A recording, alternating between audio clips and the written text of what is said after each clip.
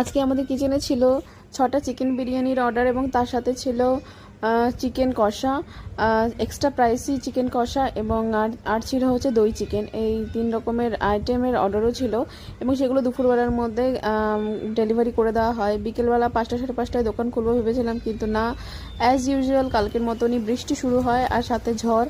তো এর মধ্যে তো আর ওপেন ওই স্টলটা খোলা সম্ভব নয়, তাই অপেক্ষা করতে হচ্ছিল। অপেক্ষা করতে করতে অনেকটাই সময় পেরিয়ে যায় আর দোকান খুলতে খুলতে 6টা 10-15 হয়ে যায়।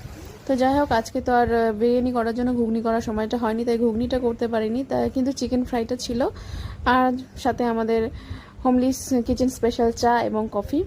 তো যাই হোক, দোকান খোলার সাথে সাথে চা কফি বেশ ভালোভাবে বিক্রি হয় আর চিকেন ফ্রাই আজকে পরিমাণে একটু কম করলেও সেটাও বিক্রি হয়ে যায়। সন্ধ্যা যখন 8:30 7:30 8টা বাজে তখন মোটামুটি অর্ধেকের বেশি শেষ হয়ে গিয়েছিল এবং আজকে 9:30টার মধ্যে সবটা শেষ হয়ে যায় এবং